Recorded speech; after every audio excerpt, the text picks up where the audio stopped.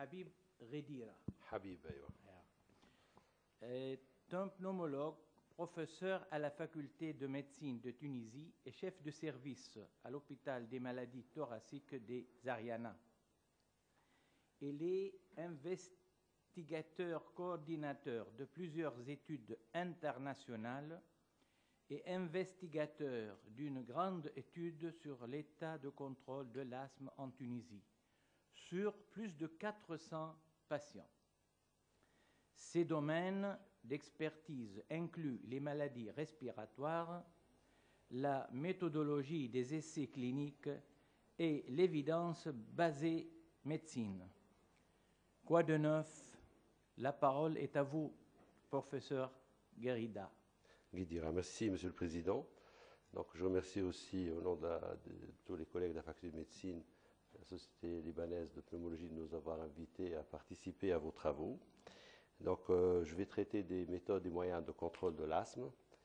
Et je vais commencer par redéfinir les choses parce que vous savez que le mot contrôle, tout le monde en parle, mais en fait, peu de définitions sont retrouvées dans la littérature, dans le GINA, etc. Mais heureusement que l'American Thoracic Society et l'European Respiratory Society ont fait un statement qui définit un peu le contrôle, au moins qu'on ait une définition claire qui puisse être usitée, utilisée. Et ce qu'il y a d'intéressant, je pense, c'est que finalement, on a montré un peu la dualité du contrôle de l'asthme, alors qu'avant, on voyait que des symptômes ou des manifestations, ou peut-être une exploration fonctionnelle. Mais là, on a compris en fait qu'il y a deux niveaux. Il y a un niveau que je dirais superficiel, qui est le niveau de maîtrise des symptômes du handicap respiratoire et améliorer la qualité de vie d'un patient. Mais il y a tout un autre niveau qui a été un peu occulté, bien qu'il apparaisse un peu dans certains consensus, c'est en fait la gestion d'un risque potentiel qu'a l'asthmatique, de faire soit une exacerbation, soit d'altérer sa fonction respiratoire et d'avoir une insuffisance respiratoire. Donc ça devient très très important aussi de tenir compte de cet élément et beaucoup de travaux de recherche vont essayer un peu de capter ce risque par rapport au consensus qui essaie de mettre en avant surtout les symptômes ou la fonction respiratoire. Alors pour ceux qui veulent bien que les choses soient bien marquées, alors il y a eu une petite confusion au niveau du GINA, des premières versions du GINA sur la notion d'asthme sévère, puisque la sévérité était quelque chose qui donnait un état de l'asthme à un moment donné. Actuellement, les choses reprennent le cours normal, puisque sévérité, c'est quelque chose qui est en rapport avec des difficultés à traiter une maladie. Donc la sévérité, c'est la difficulté de contrôler un asthme dans le temps. Donc ce que disent les anglophones, difficult to treat asthma, c'est pour détecter ce difficult to treat asthma qui entre dans un autre cadre nosologique très particulier et j'espère que les confusions seront levées définitivement. Alors pour ceux qui sont donc anglicistes et qui veulent voir comment les choses sont énoncées clairement pour l'ATS et l'ERS, donc là c'est dit que asthma control is defined as the extent, donc l'importance avec laquelle les différentes manifestations de l'asthme peuvent être diminuées ou contrôlées, et là ils assistent sur les deux niveaux, the level of clinical asthma control, donc le degré de maîtrise en fait, qui est évalué sur les symptômes et aussi sur la capacité du sujet à garder ses activités journalières, mais aussi la qualité de vie est introduite ici comme élément de contrôle, ce qui est important. Et secondo, le risque de faire des événements futurs majeurs, qui incluent aussi la perte de contrôle et les exacerbations, le déclin de la fonction respiratoire, sans oublier bien sûr les effets indésirables des traitements qui doivent être aussi pris en compte dans chaque fois qu'on essaie d'évaluer le contrôle de l'asthme. La sévérité de l'asthme, asthma severity, is defined as the difficulty in control an asthma with treatment. Donc c'est la difficulté avec laquelle nous pouvons contrôler un asthme, et ça suppose donc quelque chose qui est longitudinal dans le temps, et on ne peut pas dire que quelqu'un a un asthme sévère à une consultation, mais il faut plusieurs consultations pour vérifier qu'on n'arrive pas à le contrôler.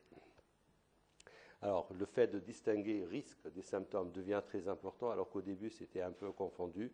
Depuis que certaines études, comme celle-là, par exemple, qui évaluaient un peu le traitement par le formoterol, I-formoterol, c'était l'ancien nom du formoterol, et du montelukast, pour voir un peu ce qu'elle était le plus intéressant en addition par rapport au fluticasone. Ce qui était intéressant, c'est de voir que bien que le formoterol avait une capacité de réduire le nombre de jours, d'augmenter le nombre de jours sans symptômes, donc d'améliorer cliniquement le patient, même pour ce qui est le contrôle par le score de Juniper, la Sécu, même la fonction respiratoire. Par contre, si on voit ce qui se passe sur la réactivité bronchique, on voit qu'il ne fait rien du tout sur la réactivité bronchique. C'est-à-dire que ce sujet-là, qui est uniquement sous la base, donc bêta-2 longue action, il peut avoir une amélioration des symptômes, il peut avoir une amélioration de la fonction respiratoire, mais il reste à risque puisque la réactivité bronchique reste inchangée chez lui.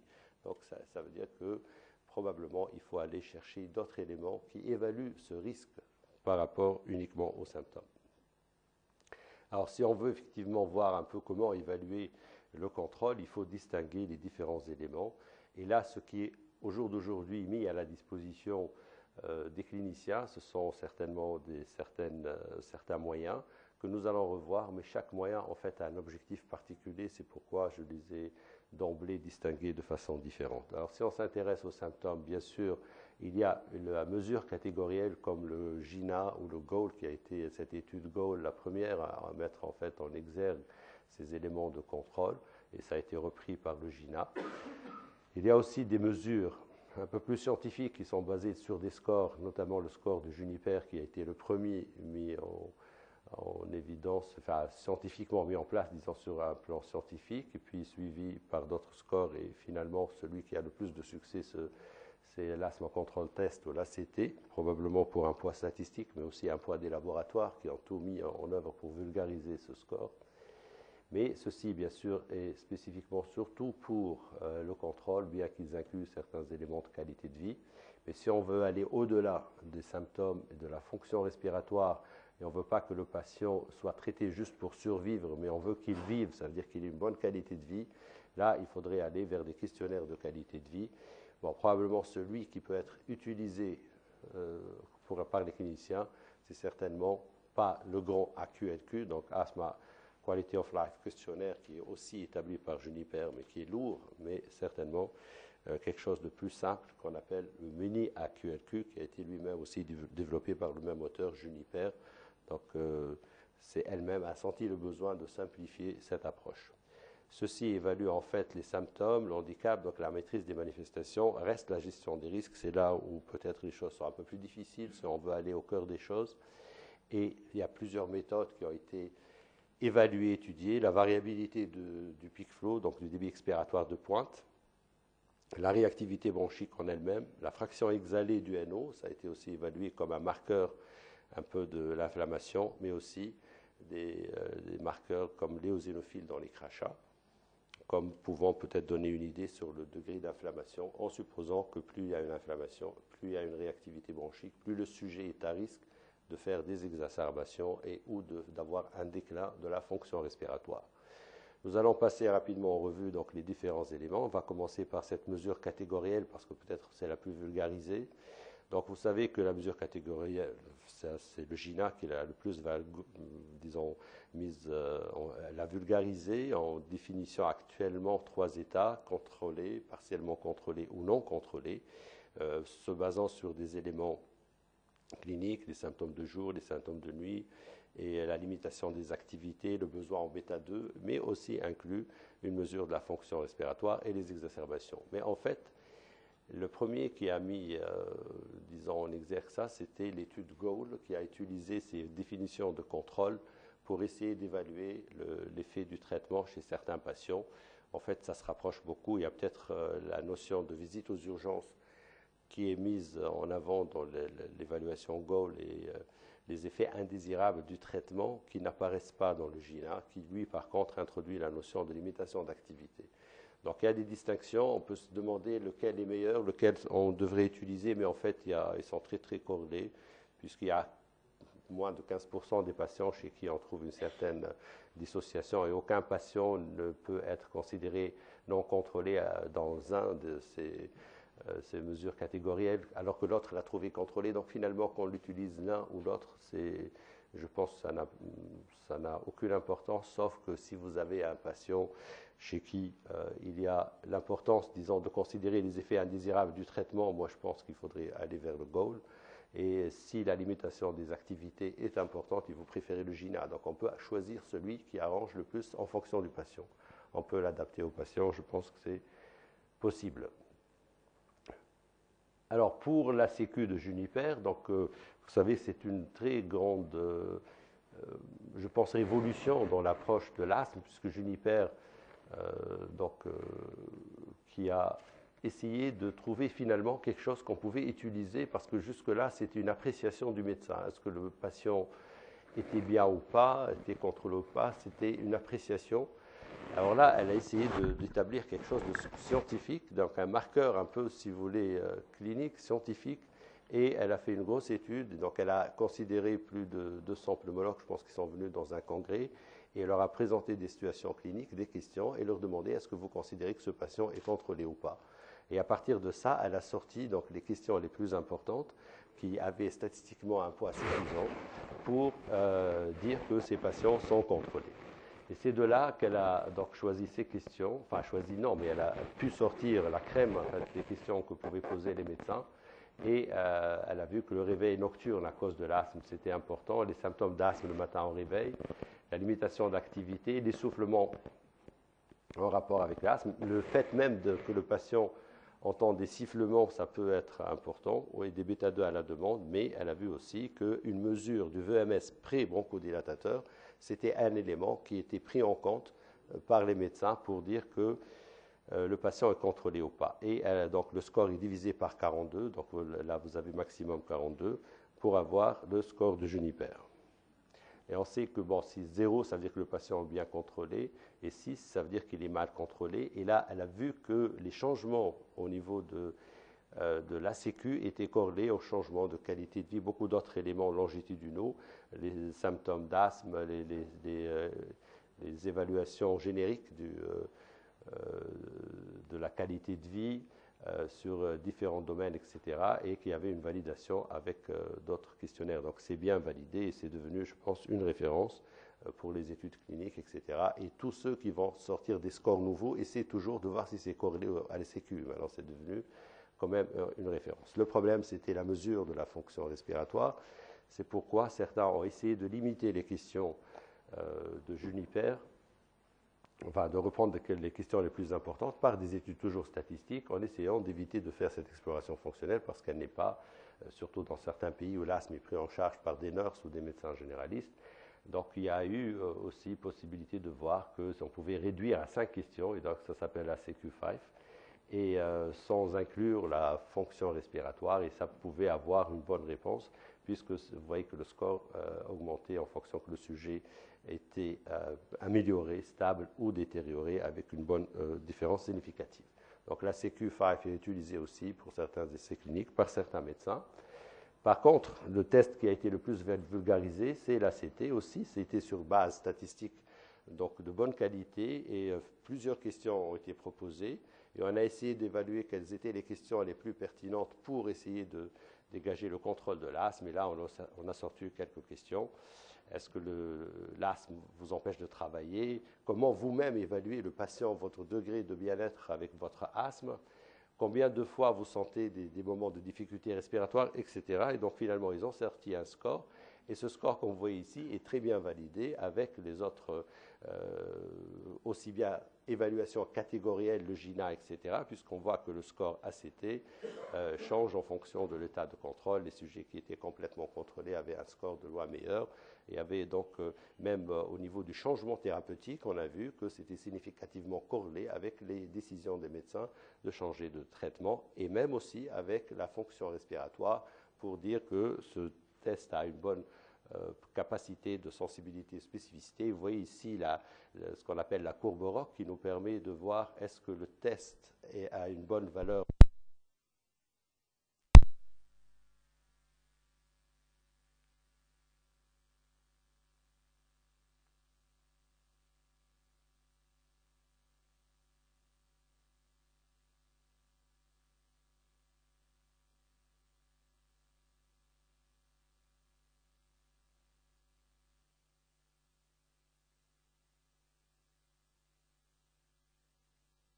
l'avantage, c'est que l'été, on peut voir avec ces courbes ROC, sa valeur diagnostique,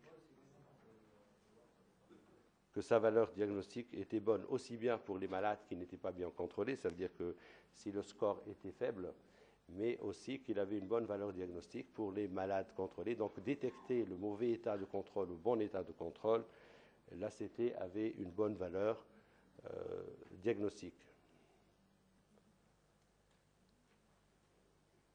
Bon, ensuite, donc, on a essayé d'établir quel était le cut-off point, la valeur qui permettait de distinguer entre les patients qui étaient bien contrôlés ou non bien contrôlés. Donc, on a trouvé que 19-20, c'était... C'est projeté là-bas? C'est projeté là-bas? Bon, alors...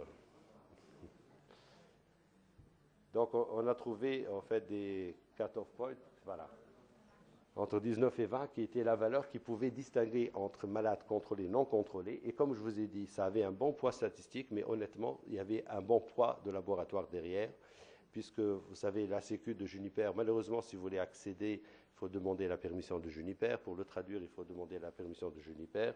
Ça a été traduit en arabe uniquement au Liban et en Palestine. Je ne crois pas dans les autres pays arabes. Ils n'ont pas eu la permission.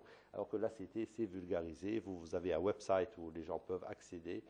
Les patients peuvent l'utiliser. Et c'est pourquoi je pense son succès est dû aussi à sa forte vulgarisation, comme vous voyez ici.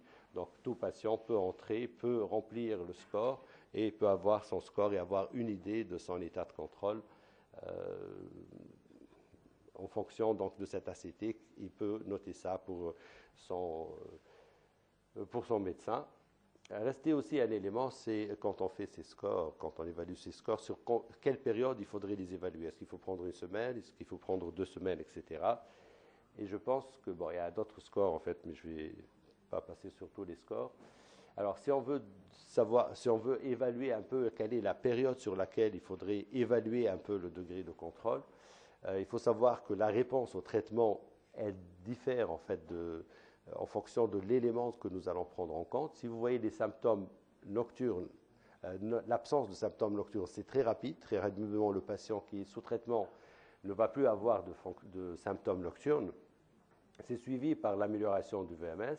Ensuite, il faut quand même plusieurs mois pour avoir un peak flow matinal qui se normalise. La non-utilisation totale de bêta-2 aussi, ça demande des mois. Et la réactivité bronchique, vous voyez, ça peut demander une année pour normaliser la réactivité bronchique. Ce qui est intéressant dans l'étude GOAL, puisque c'était un step-up de traitement pour essayer de savoir quelle est la dose, enfin, quelle est l'association qui permettait d'avoir le meilleur contrôle en montant au palier. L'avantage, c'est qu'on a pu voir que même si on utilise, par exemple, ce qui était le plus recommandé pour l'état des patients, c'est-à-dire l'association corticoïdéale et de longue action, on voyait que l'amélioration montait, mais on voit qu'il y a à 4 semaines à peu près, on pouvait avoir pratiquement un truc asymptomatique, donc l'asymptote. Et donc, c'est pourquoi on a choisi que, idéalement, ça serait bien de prendre 4 semaines d'évaluation. Si on veut évaluer le contrôle par l'ACT ou par les autres scores, c'est bien de considérer les 4 semaines d'évolution. Bon, ceci doit être relativisé parce que si vous avez un patient qui s'aggrave, vous n'allez pas attendre 4 semaines. Mais si vous êtes sur une pente plutôt stable vers amélioration, on peut attendre 4 semaines avant de dire que le patient a besoin probablement d'un step-up thérapeutique. Donc, il faut prendre en considération le temps nécessaire pour avoir cette amélioration. Alors, pour la QLQ, comme je vous ai dit, en fait, le questionnaire initial s'appelle la QLQ, le questionnaire de Juniper. Il était assez lourd, il y avait 32 questions. Et en plus, dans ces questions, le patient devait passer par une première phase où il devait choisir les activités les plus courantes dans sa vie, parce que c'est sur elles qu'il allait faire un scoring. Donc, c'était assez compliqué et ça prenait en compte plusieurs domaines de limitation d'activité, de symptômes, des facteurs psychologiques, émotionnels et aussi l'exposition à la réaction par rapport à l'exposition aux éléments de l'environnement, par exemple la gêne du fait de l'inhalation de tabac. Donc, c'était assez compliqué, mais bon, ça avait une grande valeur scientifique, ce qui fait que Juniper elle-même a décidé d'aller vers quelque chose de plus simplifié qu'elle a appelé le mini AQLQ. Et ce menu AQLQ, en fait, il se passe sur 15 questions qui prennent en compte les symptômes, comment il réagit psychologiquement par rapport à certains symptômes, etc. Ils sont très intéressants pour avoir une qualité de vie qui n'est pas toujours liée aux symptômes. Donc, c'est quelque chose, une autre dimension quelle est la qualité de vie, comment il vit son travail, il vit avec son travail, etc.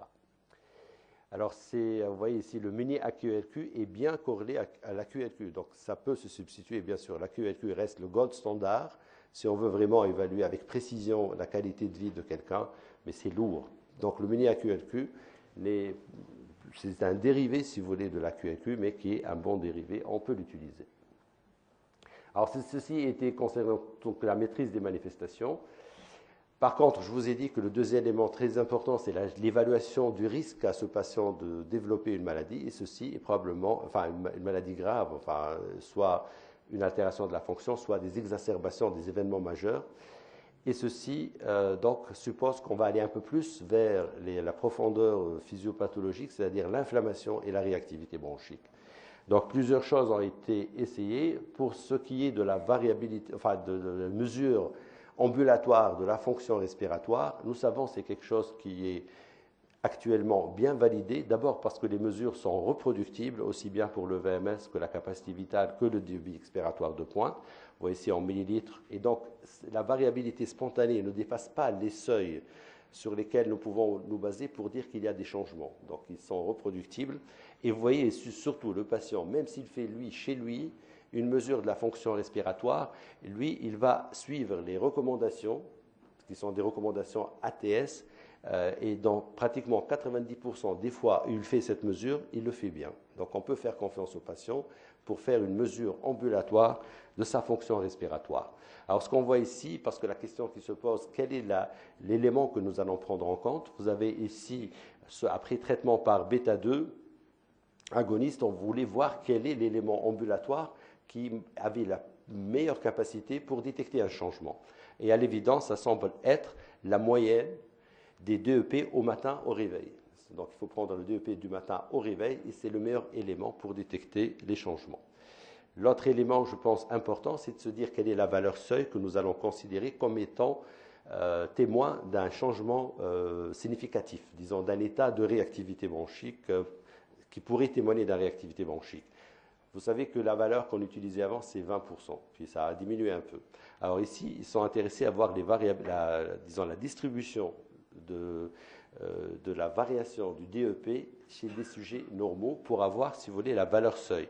Ben, il s'avère que c'est beaucoup plus bas. C'est pourquoi maintenant l'ATS et même l'ERS recommandent de prendre des valeurs seuil de 9%.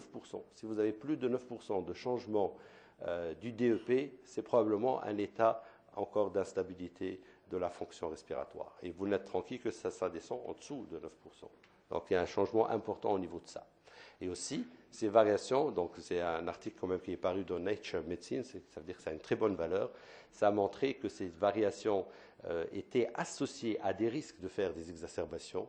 Et l'autre chose, c'est que la prise répétée de bêta-2 courte action peut augmenter ces variations, donc exposer à plus de risques.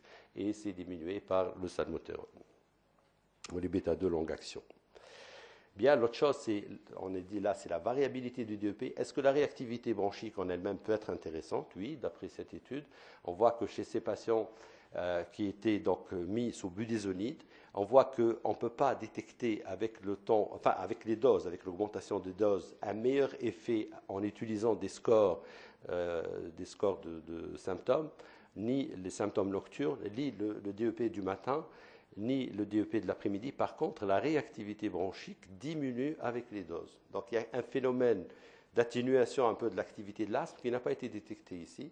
Donc, peut-être chez certains, alors c'était des enfants, donc peut-être chez certains, il faut aller vers la réactivité bronchique si on n'arrive pas à détecter, si vous voulez, des variations alors qu'on attend à ce qu'il y ait des variations comme l'augmentation des doses ou arriver à de fortes doses de corticoïdes et l'enfant est toujours symptomatique.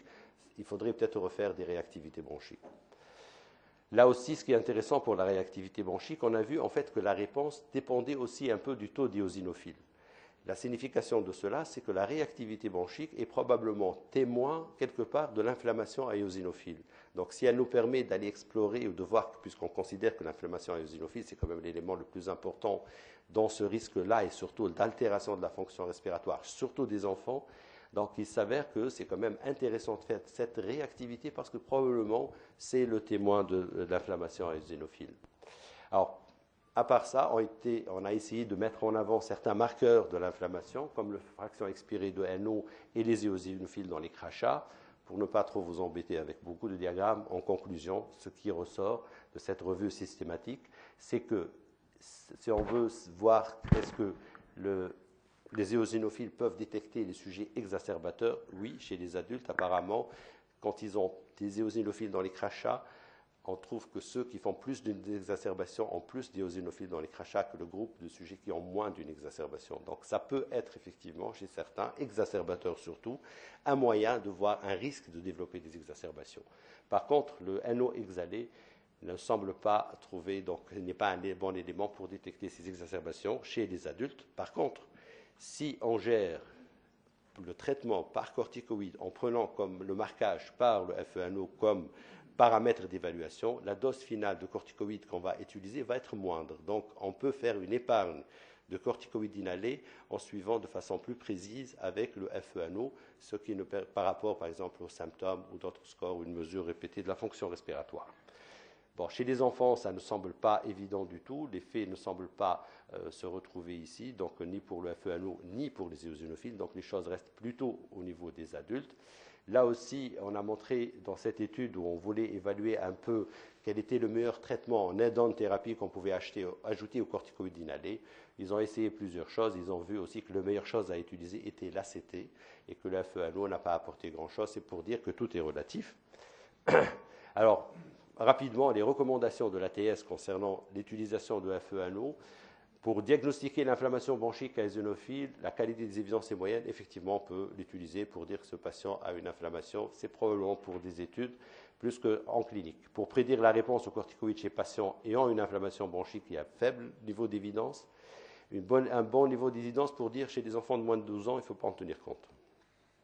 Et là, il donne en fonction des taux, pour dire que probablement si le taux est inférieur à 25, ça peut dire qu'il n'y a peut-être pas d'inflammation, etc. Et je pense que vous voyez ici, la plupart des évidences sont moyennes, faibles, donc il n'y a pas de grosse évidence et je pense que la recommandation doit être relativisée pour l'utilisation courante. Personne n'est actuellement convaincu de cela. Alors, par contre, il y a de nouveaux marqueurs, là c'est vraiment, on va vers le futur, qui sont en train de sortir, mais qui sont spécifiques de certains traitements, comme ici vous avez les leucotriènes E4 urinaires, ça peut être utilisé pour évaluer un peu la réponse aux montées du casque. Comme je vous ai dit, c'est actuellement en mode d'évaluation. Et même certains marqueurs épithéliaux, tels que la périostine, on a retrouvé une différence pour les traitements, les patients qui prenaient du lebrikizumab. Donc, ça peut être intéressant. Juste pour dire qu'il y a des marqueurs en cours d'évaluation, que l'activité avance.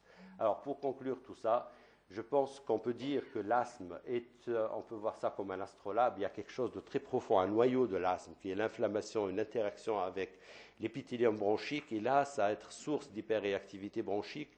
Derrière, un peu plus extérieur, mais encore proche du noyau de l'asthme, c'est la variabilité du DEP. Et puis s'installent des choses qu'on peut percevoir cliniquement, l'hyperréactivité bronchique, les symptômes, et derrière, si vous voulez, la grande couverture, c'est la qualité de vie. Alors, en fait, on peut utiliser plusieurs choses. Alors, si on utilise le questionnaire de qualité de vie, nous avons une idée un peu sur la carapace, on est très loin de la profondeur de l'asthme. Si on utilise l'ACT, certainement, on va évaluer un peu les symptômes, mais on est encore loin, je pense, on ne touche pas un peu aux choses physiopathologiques qui peuvent être associées au risque. Si on prend l'ACQ de Juniper, un élément supplémentaire, c'est le trouble ventilatoire obstructif, et là, ça nous rapproche du cœur de cette maladie. Alors, je pourrais dire que l'ACT, c'est probablement pour la médecine générale, et l'ACQ, c'est quand même un spécialiste quand même qui devrait prendre en compte quand même un élément important, qui est l'existence ou non d'un TVO. Et si on veut aller encore plus en profondeur, la variabilité du DEP nous rapproche un peu plus du cœur de cette maladie, la réactivité un peu plus encore, et probablement si on fait le FeNO ou les éosinophiles, s'ils sont un jour validés, si on règle un peu cette hétérogénéité qu'on observe, ça pourrait être un jour un marqueur intéressant pour surtout que le contrôle prenne en compte ce problème de risque qui est quand même l'élément majeur si on veut traiter un patient asthmatique. Je vous remercie de votre attention. Merci de votre intervention qui est riche en nouvelles méthodes. Mais la richesse, c'est de nos praticiens qui vont vous poser leurs questions.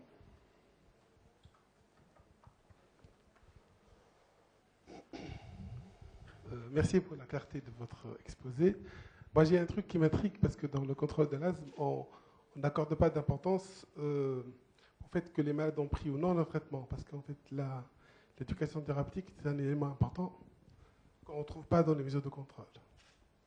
Oui, c'est vrai que c'est préconisé avant d'aller même parler de contrôle, de vérifier que tout ce qui vient en amont, et bien sûr, doit être vérifié. Aussi bien que le patient a acheté, a pris, qu'il prenne bien la technique, qu'il est observant, etc. Bien sûr, c'est un préliminaire qui est important, bien sûr. Ça n'a pas de sens d'évaluer un contrôle si le patient n'a pas pris son traitement.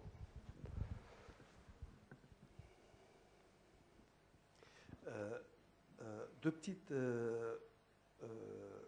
c'est des questions, c'est en même temps des réflexions. Dans cet exposé, on voit finalement l'intérêt de deux choses. Évidemment, l'ACT pour l'évaluation un peu des symptômes, mais aussi le débit exploratoire de pointe.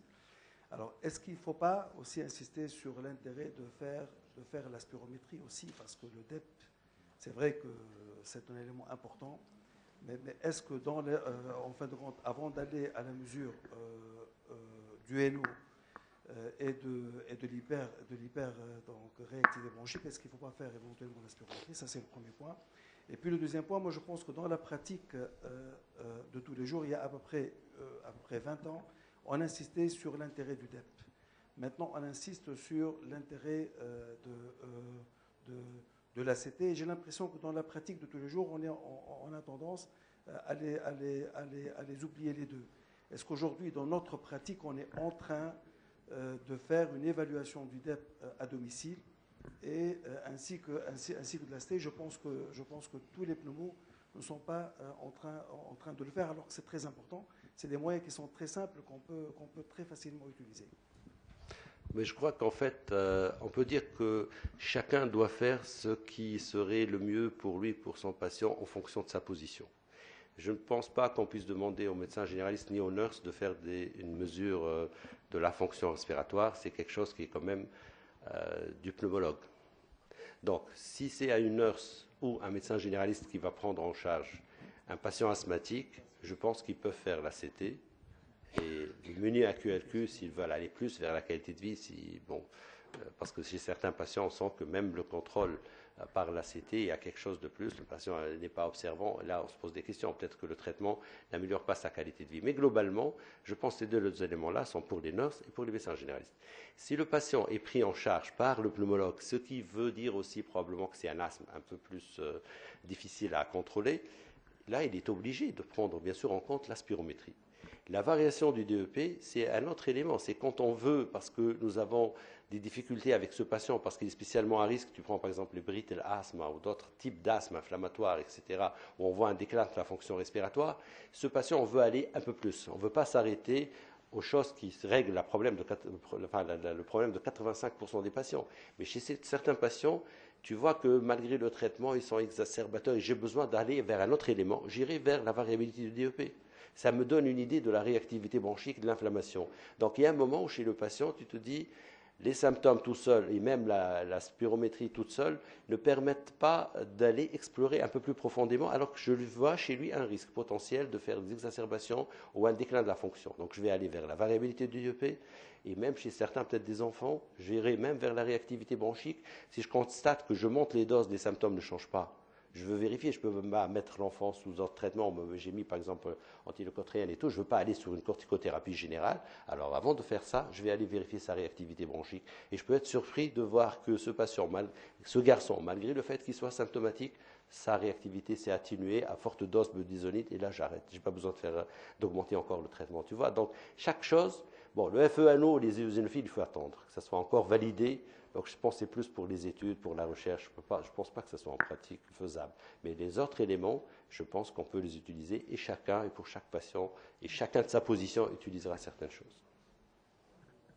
Il est admise encore une dernière question, une bonne question, et merci. Question.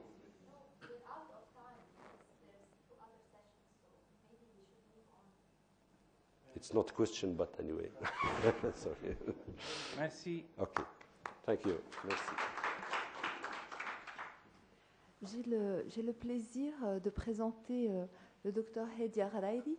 Donc Hedia Hariri est pneumologue, elle est professeure à la faculté de médecine de Tunis, elle est chef de service de pneumologie à l'hôpital de Naples et elle va nous parler de l'état actuel de l'hypothèse de l'hygiène dans l'asthme.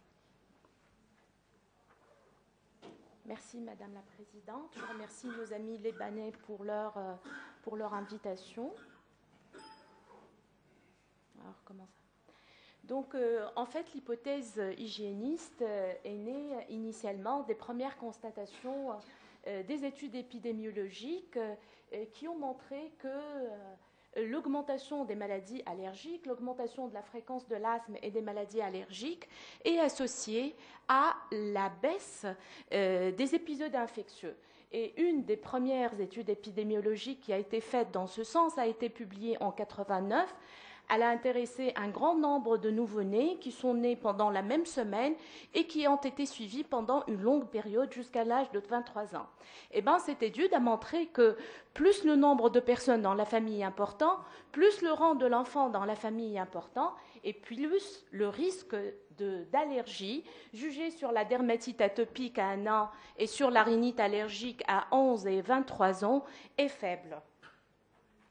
Et donc, ces résultats suggèrent que l'augmentation de la stimulation microbienne au cours de la première année de vie, notamment les infections précoces de l'enfance, qui sont transmises par la mère et par les aînés, et c'est ce qui explique que plus le nombre de personnes dans la famille est important et plus le risque d'allergie est important, ces facteurs-là, ces infections, ont un effet protecteur contre le développement de l'allergie. Et après, il y a eu de nombreuses études épidémiologiques qui ont eu l'avantage de se faire sur des populations qui sont génétiquement similaires, de même que dans des études sur des modèles animaux qui ont confirmé ces résultats. Alors, ces études montrent que d'abord le contact avec les animaux, avec les endotoxines en milieu rural, les infections qui sont fréquentes et précoces, les infections digestives qui étaient liées à la contamination fécale de l'environnement, la consommation de lait non pasteurisé et les mauvaises conditions sanitaires et d'hygiène ont un effet protecteur contre l'allergie. Par contre, le changement du mode de vie actuel, la disparition des diarrhées aiguës, l'alimentation artificielle qui s'associe à une modification de la flore digestive, les vaccinations qui entraînent des réactions immunitaires qui sont en fait différentes de celles qui sont induites par les infections réelles, l'excès d'antibiotiques, l'amélioration des conditions sanitaires et d'hygiène, les familles qui sont de plus en plus moins nombreuses ont un effet favorisant sur l'allergie. Et ces constatations épidémiologiques ont été largement confortées par une explication immunologique. Alors on sait qu'on a en fait sur le plan immunologique 2 types de réponses, la réponse TH1 et la réponse TH2. La réponse TH1, elle conditionne l'immunité anti-infectieuse, alors que la réponse TH2 conditionne l'immunité humorale et la défense anti-parasitaire, et c'est elle aussi qui est responsable de l'allergie. Alors, à l'état normal, on a en fait une balance avec un équilibre entre ces 2 réponses qui vont s'inhiber mutuellement. Et l'hypothèse hygiéniste suppose que le déséquilibre de cette balance va entraîner, si la réponse TH1 prédomine, ça va être plutôt des réponses auto-immunes. Si c'est la réponse TH2 qui prédomine, ça va être plutôt des réponses qui sont de type allergique. Alors, l'évolution de l'immunité au cours de la grossesse et après l'accouchement conforte cette hypothèse aussi. On sait qu'au cours de la grossesse, qui est en fait une émie allogreffe, pour éviter les réactions de rejet, le trophoblast va se mettre à fabriquer des médiateurs qui vont inhiber la réponse TH1 pour éviter le rejet. D'un autre côté, la cellule présentatrice de l'antigène est encore immature et ne possède pas de récepteurs. Il n'y a pas aussi de stimuli infectieux au cours de la vie intra-utérine. Et donc, ce qui va se faire, c'est que au cours de la grossesse, la réponse immunitaire du fœtus va favoriser l'allergie. Puisque la réponse TH1 ne se développe pas, c'est la réponse TH2 qui prédomine et on est donc avec une balance immunitaire qui nous prédispose à l'allergie. Et ce déséquilibre de la balance immunitaire va se rétablir au cours de la première année de vie. D'abord parce que les cellules présentatrices de l'antigène vont acquérir des récepteurs et surtout, il va y avoir les infections, que ce soit virales ou bactériennes, qui vont entraîner la maturation de cette réponse immunitaire TH1 et rétablir l'équilibre. Et bien sûr, ces réponses qu'on va acquérir au cours de la première année de vie, ça va être programmé par les réponses immunitaires et on va adopter ces réponses à chaque fois qu'on est exposé à l'antigène. Et donc, c'est ça le concept immunologique sur lequel s'est basée la théorie hygiéniste. C'est un déséquilibre de la réponse de la balance TH1-TH2 parce que, justement, il n'y a pas eu assez d'apprentissage de cette réponse TH1 pour faire l'équilibre. Et donc, comme on le voit, c'est une théorie qui est très simple, qui est très cohérente, et elle nous explique cette augmentation spectaculaire à laquelle on est en train d'assister des maladies allergiques. Elle est vérifiée par des études épidémiologiques qui sont très sérieuses et elle a une base immunologique qui est très simple et qu'on peut adopter son problème. Cependant, par la suite, il y a plusieurs données qui sont venues contredire cette théorie. D'abord, on a montré que dans l'asthme, notamment sévère, la réponse TH1 n'est pas du tout inhibée et que peut-être cette réponse TH1, c'est elle qui est responsable de la sévérité de l'asthme. On a montré aussi que dans des modèles animaux, quand on stimule la réponse TH1, ça ne s'associe pas à une baisse de la réponse TH2. Et ça veut dire que cette notion de balance n'est pas réelle et que ces réponses ne sont pas réellement exclusives. De façon parallèle à l'augmentation des maladies auto-immunes, il y a aussi une augmentation des maladies allergiques, il y a aussi une augmentation des maladies auto-immunes. Et ça veut dire que cette réponse TH1 n'est pas diminuée. Et finalement, les infections parasitaires qui sont supposées s'accompagner d'une réponse de type TH2 peuvent s'associer à une baisse de l'allergie. Alors, un des premiers facteurs qui sont associés à une baisse de la réponse allergique et de l'atopie, c'est la vie en milieu rural. Et l'exposition qui est incriminée dans la vie en milieu rural, c'est les endotoxines, qui sont en fait des lipopolysaccharides, c'est des fragments des parois bactériennes des bactéries qui sont supposés stimuler l'immunité, même s'il n'y a pas d'infection réelle active. Alors, ça, c'est une étude qui a intéressé plus que 800 enfants qui sont âgés entre 6 et 13 ans, qui vivent dans un milieu rural, et on a mesuré l'endotoxine, on a évalué l'atopie par la mesure des IgE, et on a aussi mesuré les cytokines après stimulation par les lipopolysaccharides. Eh bien, cette étude montre que quand on est exposé aux endotoxines, quand on vit en milieu rural durant la première année de vie, on a une diminution significative des maladies allergiques, la rhinite allergique, les sifflements et l'asthme atopique. De façon parallèle, on a une réduction de l'atopie aussi, et même on a une réduction de l'asthme non atopique.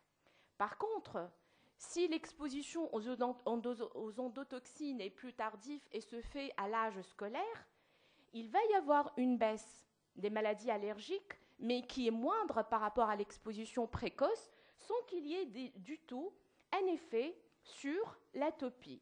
Et donc, cette baisse des manifestations allergiques est indépendante de l'effet sur l'atopie.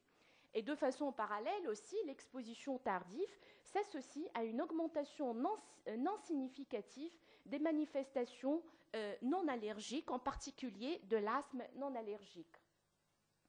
Et donc, ce qui ressort de cette étude, c'est que d'abord, la précocité de l'exposition est importante et c'est elle qui conditionne les effets bénéfiques ou aggravants de cette exposition. Et la deuxième conclusion, c'est que cette exposition tardive qui s'associe à une baisse des manifestations allergiques sans effet direct sur l'atopie suppose que c'est plutôt une tolérance immunitaire et non pas une baisse de la réponse TH2. Alors, ce qui conforte encore plus cette théorie de tolérance immunitaire, c'est que le taux de cytokine pro-inflammatoire et inversement corrélé au taux d'endotoxine. Donc, même la réponse de défense anti-infectieuse est réduite et donc ça contredit l'hypothèse de balance TH1-TH2. Alors, est-ce que ces effets protecteurs persistent à l'âge adulte? Là, c'est une étude aussi qui a intéressé plus que 2000 adultes et qui montre que chez les sujets qui sont en contact avec les animaux, à l'âge adulte, il va y avoir une réduction des manifestations atopiques, mais de façon parallèle, il va y avoir une augmentation des manifestations non atopiques avec une relation dose-effet. Et là, vous remarquez qu'on a une diminution de l'asthme atopique sans qu'il y ait une action sur l'atopie elle-même. Et ça rejoint les données qu'on a vues avec l'exposition tardive de l'enfant à l'âge scolaire. Et cette action sur les manifestations atopiques est variable selon le type de l'animal, et c'est les pores qui s'accompagnent de l'effet protecteur de l'asthme atopique et de l'effet aggravant de l'asthme non atopique le plus important, et le nombre d'animaux est important aussi, et on a les meilleurs effets, ou les effets plutôt les plus importants, quand le nombre d'animaux dépasse 2. Et donc, ce qui ressort de ces résultats, c'est que les effets protecteurs, en fait, persistent, même si on est exposé au-delà de la première année de vie. Et donc, ça contredit le fait que ces infections vont agir en modulant uniquement l'immunité innée. Là aussi, comme on l'a vu avec le grand enfant, les effets protecteurs ne sont pas liés à un déséquilibre de la balance, il s'agit plutôt d'une tolérance immunitaire. Et le fait que les manifestations non atopiques vont augmenter suppose qu'il y a d'autres phénomènes qui interviennent, notamment une inflammation apolynucléaire neutrophile. Alors, ce qui est intéressant aussi dans cette étude, où on a évalué toutes les expositions et non pas uniquement les endotoxines, c'est qu'il y a d'autres facteurs qui interviennent en milieu rural. C'est beaucoup plus compliqué qu'une exposition aux endotoxines. Il y a les spores fungiques qui interviennent, il y a même les gaz irritants, notamment l'ammoniac.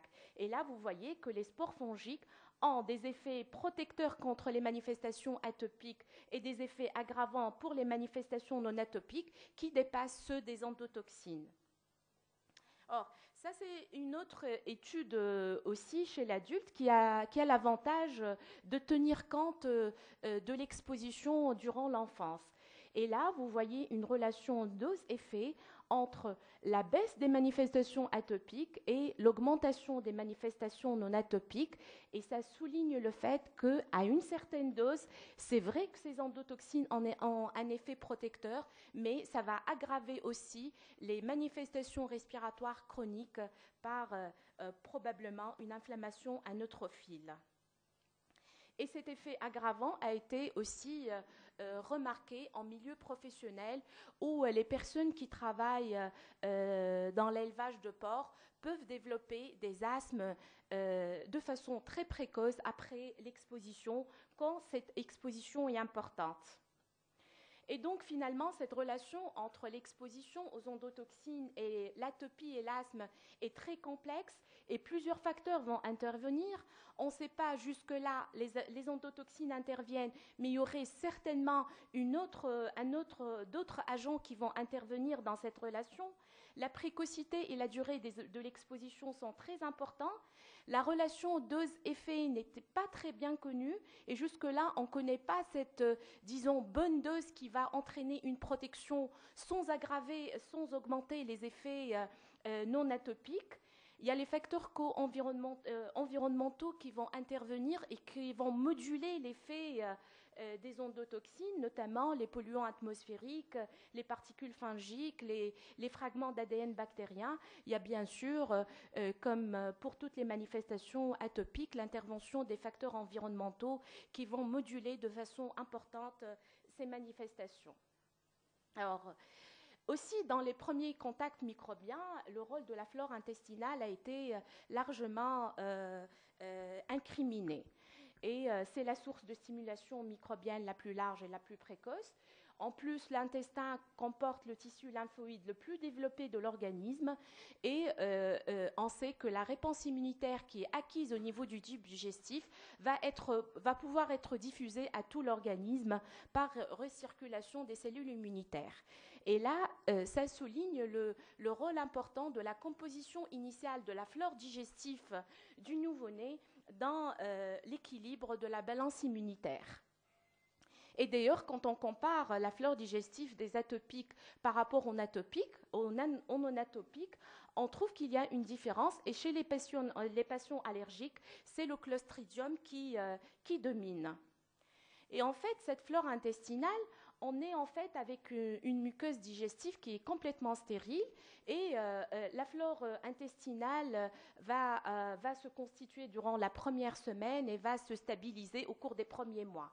Il y a plusieurs facteurs qui vont conditionner cette colonisation, notamment la flore maternelle, vaginale et intestinale, l'environnement précoce de l'enfant, la prise d'antibiotiques et de médicaments, que ce soit par la mère ou par l'enfant, le régime alimentaire, le type d'allaitement et bien sûr les facteurs génétiques. Alors, l'accouchement, c'est le premier contact de l'enfant avec l'environnement. Et là, c'est une étude qui a étudié le rôle dans l'atopie du mode et du lieu d'accouchement. Alors, tout d'abord, on voit que la colonisation par ce Clostridium difficile qui prédomine chez les atopiques est variable. Et vous voyez que quand l'accouchement se fait par voie basse à domicile, on a les taux les plus bas. Par contre, quand l'accouchement se fait par césarienne, on a les taux les plus élevés. Et cette colonisation par Clostridium difficile est corrélée au risque d'asthme, d'eczéma et de sensibilisation aux allergènes alimentaires, notamment chez les enfants atopiques. De même, l'accouchement par voie basse à domicile est associé aux taux les plus bas d'asthme, de sensibilisation aux allergènes alimentaires. Donc, le mode d'accouchement intervient largement par le biais de cette colonisation bactérienne. Sauf que cette relation entre le mode d'accouchement et le risque d'atopie persiste même quand on fait l'ajustement pour le Clostridium, et ça suppose que la relation est beaucoup plus complexe que ça, qu'il y a d'autres facteurs à part cette bactérie qui intervient dans le développement de l'atopie. Les antibiotiques sont largement incriminés et on dit que c'est l'excès d'antibiotiques qui a fait exploser les maladies allergiques. En fait, quand on voit les méta-analyses, l'odds ratio n'est pas très élevé. Il est à 1,2. Il descend même à 1,16 quand on fait l'ajustement pour les infections respiratoires basses. En fait, cette relation serait très très faible et ces enfants seraient des asthmatiques méconnus. Ce n'est pas les antibiotiques qui ont provoqué l'allergie, mais c'est des asthmatiques qui sont méconnus, qui font des infections respiratoires basses et qui prennent beaucoup d'antibiotiques pour leur infection. Et ce qui favorise aussi le rôle faible de ces antibiotiques, c'est le retour rapide à la normale de la flore digestive juste après l'arrêt de l'antibiothérapie. Alors, partant de cette hypothèse du rôle de la flore intestinale dans la réduction de l'allergie, on a essayé les probiotiques. Eh bien, les probiotiques s'accompagnent, c'est vrai, d'une baisse d'une réponse de type TH1. Ça réduit la dermatite atopique, mais les effets sur l'asthme et la rhinite ne sont pas certains. Il y a même des études qui montrent des effets aggravants.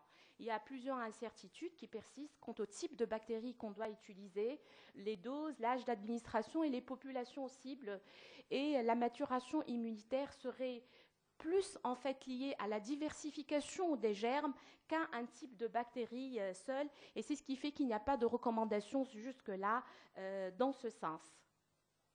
Alors, les infections respiratoires hautes et les infections virales ont été les premières à être incriminées dans les réductions de l'allergie. C'est vrai, et les études montrent que quand on fait beaucoup de rhinite, on a un risque d'asthme qui est réduit et un risque d'atopie avec une relation dose-effet, de même que pour les infections à herpès.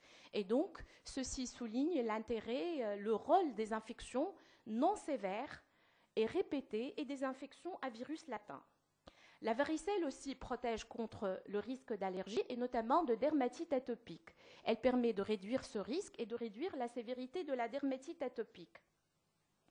Et cette protection persiste même si l'enfant fait sa varicelle au-delà de l'âge d'1 an, et donc ça n'agit pas vraiment sur la modulation de la réponse innée.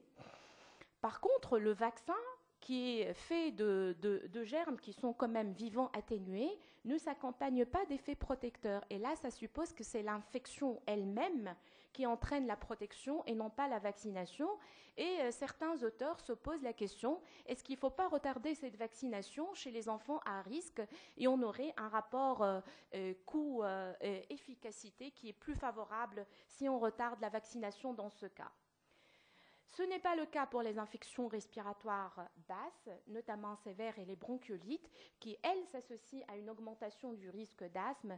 Et là, bien sûr, on ne sait pas si ces virus vont déclencher l'asthme par action sur l'immunité ou sur la structure bronchique, ou plutôt ils vont révéler des sujets qui sont déjà prédisposés à l'asthme du fait d'une fonction respiratoire préalablement diminuée ou d'une réponse immunitaire de type allergique. Et donc finalement, là aussi, les interactions sont complexes et le rôle protecteur des infections virales dont l'allergie reste trop controversé, et c'est variable en fonction de la précocité, de la fréquence, de l'intensité, du siège de l'infection, du terrain atopique ou non et de type de virus. Et certains virus auraient des épitopes pro-allergiques. Or, les mauvaises conditions d'hygiène favorisent la baisse du risque d'atopie par le biais d'infections parasitaires. Là aussi, quand on voit les méta-analyses, toutes les infections parasitaires ensemble, il n'y a pas d'effet protecteur. Par contre, si on analyse parasite par parasite, il y a certains qui s'accompagnent d'une baisse de l'allergie et d'autres qui s'associent à un rôle aggravant. Un rôle aggravant. Et donc, il y aurait des interactions complexes aussi. Le rôle aggravant des parasites, ça va se voir dans les pays qui ont une faible endémie avec une infection aiguë. Et dans ce cas, c'est par le biais d'une réponse TH2 qui va être favorisée par cette infection. Le rôle protecteur, c'est plutôt dans les pays à forte endémie où les enfants vont faire des infections chroniques ou répétées qui vont favoriser la tolérance immunitaire. Et ces interactions vont dépendre aussi du taille de l'antigène parasitaire, et ça va conditionner le rôle aggravant ou protecteur. Alors, partant de cet effet protecteur, on a même essayé des traitements à base d'ovules parasitaires pour réduire le risque d'allergie. Eh bien, les résultats sont négatifs, ça augmente la protection contre l'immunité contre les parasites, mais ça ne s'accompagne pas du tout d'une réduction de l'allergie. Et donc, finalement, toutes ces données que nous venons de voir contredisent notamment les données immunitaires de balance TH1, TH2 dans la théorie hygiéniste. Il y a d'autres types de cellules qu'on a négligées dans cette théorie qui interviennent de façon importante, notamment les cellules T régulatrices qui sont présentes en nombre important dans les tissus lymphoïdes périphériques et qui jouent un rôle dans la tolérance immunitaire en inhibant et la réaction TH1 et la réaction TH2, soit par production de cytokines, soit par contact intercellulaire direct. Il y a aussi les cellules présentatrices de l'antigène qui jouent un rôle clé dans cette tolérance immunitaire, et ces cellules, après avoir phagocyté l'antigène, vont diriger l'action soit vers une réactivité avec une réponse TH1, TH2 et TH17, soit vers une tolérance immunitaire en stimulant les cellules T régulatrices. Et cette réponse ou non-réponse va dépendre du type d'antigène, de l'environnement cytokinique, des facteurs de transcription et des marqueurs de surface. Et donc cet état de tolérance ou de non-réponse est réellement un mécanisme actif qui va intervenir des cellules dendritiques particulières dites tolérogènes qui sont différentes des autres cellules présentatrices de l'antigène. Et donc Finalement, la théorie hygiéniste n'est pas basée sur une balance TH1, TH2 par défaut d'apprentissage des réponses TH1, mais plutôt d'une balance réactivité-tolérance qui va faire intervenir les cellules T régulatrices avec un défaut d'émergence de ces cellules dites tolérogènes. Donc, en conclusion, la théorie hygiéniste, elle a beaucoup de mérites. Elle permet d'expliquer l'augmentation des maladies allergiques et elle fait une liaison entre le changement de mode de vie et le développement d'allergies. Et ce manque d'exposition précoce et répétée aux agents bactériens est à l'origine d'un défaut d'émergence d'une réaction de tolérance. Cependant, les facteurs qui conditionnent l'effet protecteur ou aggravant restent en grande partie méconnus. Et c'est pour cette raison que les mesures préventives jusque-là restent plus théoriques que pratiques et que tous les essais d'imitation de cet environnement rural naturel ont échoué, que ce soit les probiotiques ou le traitement parasitaire, et que peut-être dans l'avenir, les perspectives d'avenir, ça va être la modulation de la cellule présentatrice de l'antigène par l'induction d'une tolérance. Et je vous remercie. Merci beaucoup, Dr. Harayri. Je vous propose que nous laissions la discussion à la fin, puisque l'exposé suivant parle aussi de la théorie hygiéniste.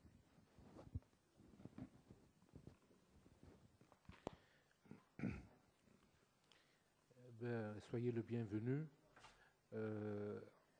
Restons toujours dans le même domaine, avec un sujet sur l'hypothèse hygiéniste, mais cette fois-ci au Liban. Sera présenté par Dr. Irani, Carla. Donc, with my pleasure, I want to present Dr. Carla Irani. Dr. Carla preceded different international publication and title. She has American Board certified in internal medicine and American Board certified in allergy and immunology. Fellow of the American Academy of Allergy, Asthma and Immunology, President of the Lebanese Society of Allergy and Immunology, Lecturer Master at the University of Alberta, Canada, et Maître de conférence à l'Université Saint-Joseph. Dr. Carla, welcome, soyez le bienvenu. Merci bien. So my presentation will be short, so we'll open for discussion further. So this is a study that we did in Lebanon. It's the hygiene theory revisited in Lebanon. It's a retrospective study of patients with allergic rhinitis between the ages of 3 and 65 years, consulting in Beirut and south of Lebanon. It was published as an abstract at the JACI and is not yet submitted for publication. I would like to thank Dr. Mayam Zannar also, who participated in the study. So as you saw in details, the hygiene hypothesis proposed that reduced exposure to endotoxins during childhood increases the risk of developing allergic conditions, including allergic rhinitis. And children raised in modern styles of metropolitan life, relatively free of this endotoxin, may have an understimulated immune system, allowing the atopic march. So the objective of this study is to investigate the relationship between living environment and sensitization, mainly to pollen and dust mites, after comparison between patients with allergic rhinitis living in two different regions, which are Beirut, which is considered as the city, and southern of Lebanon, which is a rural area. It's a retrospective, observational, multivariate study with patients treated from 2002 and 2008 for allergic rhinitis, both in Beirut and Saida, and we reviewed all their files. 300 and 400 cases were analyzed respectively, and 100 subjects in each clinic, because it was done in two clinics in the two university hospitals in Beirut and Saida. So we reviewed all these cases, and finally we selected only 100 subjects in each region, and we included them in the study. So the inclusion criteria were people aged between 3 and 65 years old, having consulted the allergy specialist outpatient facility between 2010 and 2002 and 2010. And they had an established diagnosis of allergic rhinitis. So the sample was consisted of 200 patients divided into two groups, A in Beirut, B in southern Lebanon, with a sex ratio of 1:1. Patients with allergic rhinitis living in southern Lebanon were younger, with a mean age of 14.2 years, 65% being between age 3 and 14 years, while the average age of patients who consulted in Beirut were 23 years, 70% being aged between 15 and 65. So this is just for those who don't know the geography of Lebanon. This is Beirut, and actually the clinic in Saida receives patients from all this region in southern Lebanon. There was no statistically significant difference between the two groups regarding exposure to smoking, increased risk of exposure to dust mites assessed by wall-to-wall carpeting in the house or bedroom, etc., personal history of allergy, family history of atopy, particularly asthma and allergic rhinitis. But there was a significant difference between these two groups as far as GE reflux disease, which was more common in Beirut, afflicting 12% of patients against only 3% of those living in southern Lebanon.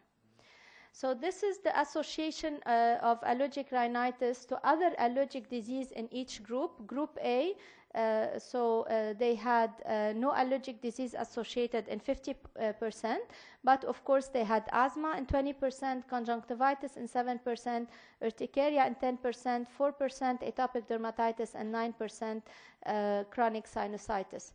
For the group B in Saida, it was no allergic disease in 59%.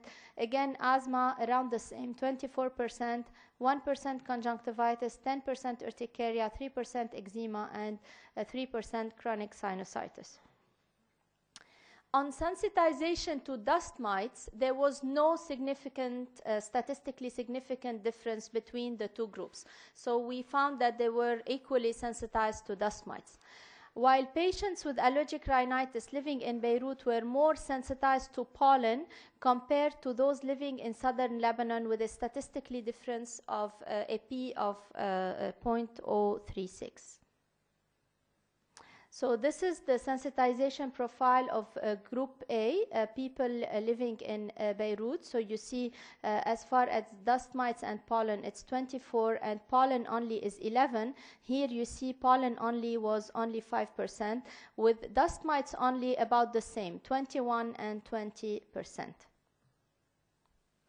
So the study didn't find any significant relationship between having or not having rugs in the bedroom, as I mentioned, for dust mite exposure, sensitization to dust mites.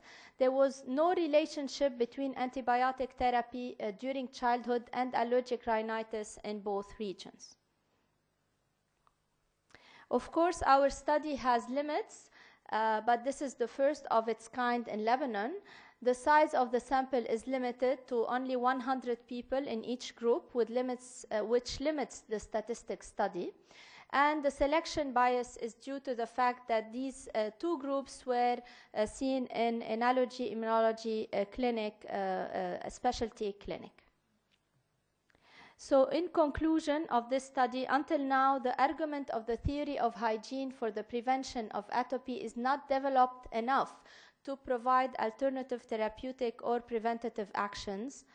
According to the hygiene hypothesis, the conditions of urban life may not be equivalent to those of rural life, but from our study, can we conclude that least urbanized will lead to less sensitization to pollen allergens? And this has been shown in some studies in Europe, actually.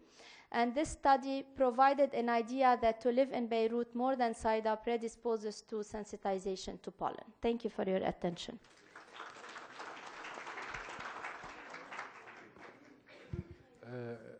Merci, Dr Irani. Mais je m'excuse, avant de prendre les questions, j'ai une petite annonce à vous annoncer. Les collègues qui désirent participer au dîner de gala, ce soir, il y aura un bus de transport à votre service qui sera mis devant l'hôtel dès 19h30. Soyez le bienvenu. Et avec les questions maintenant, s'il vous plaît, s'il y a des questions à poser.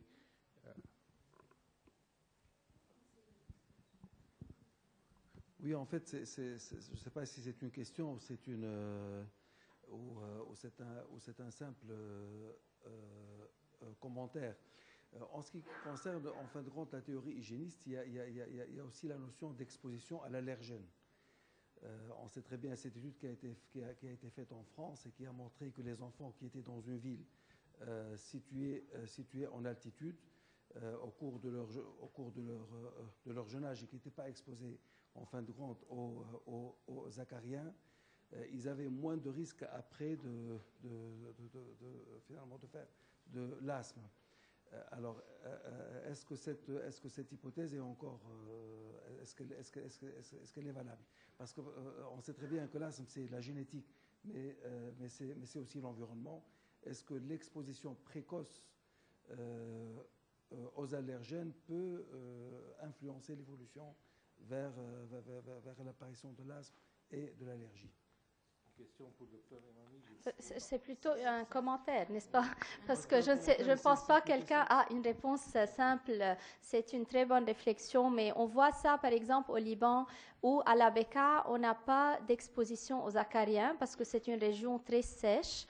Et puis, les gens viennent étudier à Beyrouth. Et après quelques années de sensibilisation aux acariens, ils commencent à développer de l'asthme et de la rhinite allergique, alors que jamais ils n'ont eu ça vivant à la Bekaa.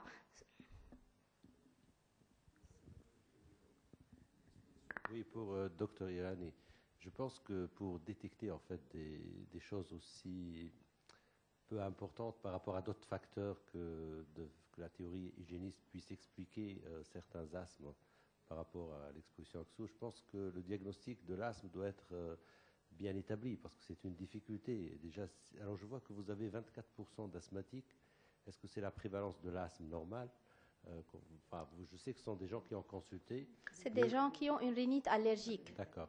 Mais est-ce que ce que je me dis, dans cette tranche d'âge, il y a beaucoup probablement d'hyperréactivité post-virale, beaucoup de cofacteurs de sifflement qui font que ce n'est pas vraiment de l'asthme. Et je me demande si vous choisissez vraiment les vrais asthmatiques sur des tests qui permettent de détecter réellement un asthme ou sur le suivi, etc., peut-être que la différence commencerait à se voir. Peut-être, c'est une question en fait.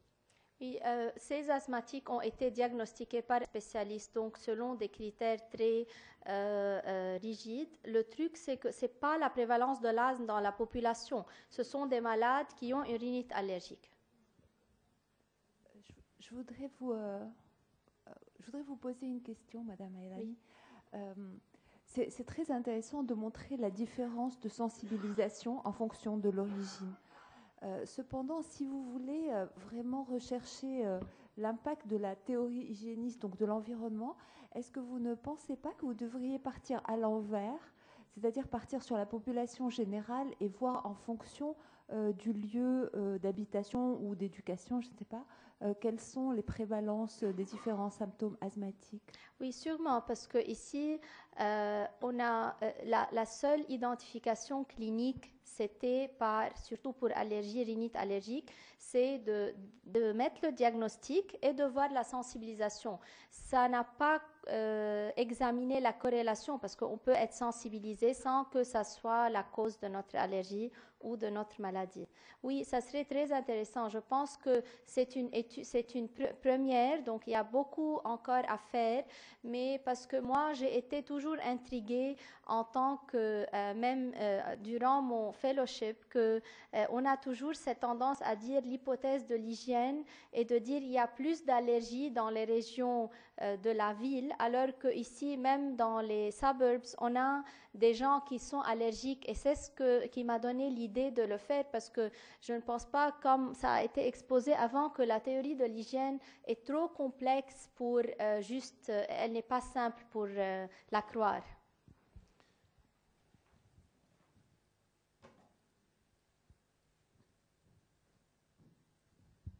Bonjour Carla. Pour les gens du Sud, oui. Est-ce que vous avez fait le pourcentage des gens qui habitaient les villes du Sud et en dehors des villes? C'était surtout, oui, c'est une ville, exactement. Ou bien Tyr. Oui, c'était des gens consultants à l'hôpital Hamoud à Saïda avec des références de partout, même de Naoura, de Tyr.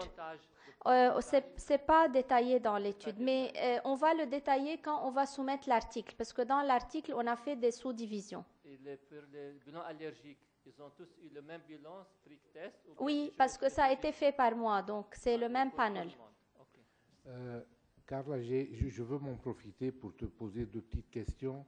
En ce qui concerne les IgE spécifiques, on est tous d'accord peut-être avec un certain pourcentage de faux positivité ou de négativité de 30 à 40%, et on se mit à faire un prick test, surtout dans les allergènes respiratoires. Oui. Quelle est la place actuellement, tu penses, avec les immunocap, maintenant l'ISEC? Et je pense que ça peut rapporter quelque chose de plus, surtout pour les allergies alimentaires, qui pourra plus aider à diagnostiquer certaines allergies, plus ou moins qui peut être complexe avec la détection, soi-disant avec la multifacteur qu'on pourra trouver dans un certain aliment. Donc, il y a maintenant un symposium sur l'immunocap, juste suivant le break de notre session, donc avec un international speaker qui pourrait plus vous expliquer. Je pense que l'immunocap est un très bon moyen de détection pour l'IgE spécifique, parce qu'avant, ce qu'on faisait dans nos labos, c'était qualitatif, alors que maintenant, on a un moyen quantitatif. Mais je laisse maintenant, si vous voulez, pour le symposium, pour détailler plus. Mais il y a toujours la confirmation, c'est par le prick test cutané, parce que même avec le meilleur test d'IgE spécifique au monde, on a toujours des faux négatifs. Excuse me, are you going to stress in the future for bronchial asthma? Now I have noticed that you stress for allergic rhinitis. Yes. So why you don't stress on bronchial asthma because in the future? as you saw from the previous speakers, it's not asthma is multifactorial, so allergic rhinitis may be a little bit more easy to make this correlation. I think asthma is more complicated. I think once we publish this as a full study, maybe in the future, but we need to have solid data on allergic rhinitis, which is more simple to evaluate. But maybe in the future you will yes, hopefully to study the difference between asthma and Beirut, and allergic rhinitis. asthma Yes. asthma in Beirut and asthma in Saïda. Yes. Thank you. Oui, Sohail. Je veux savoir s'il y a des études qui ont été faites pour savoir l'intérêt d'utiliser des immunomodulateurs ou des extraits antigéniques dans l'amélioration de l'allergie.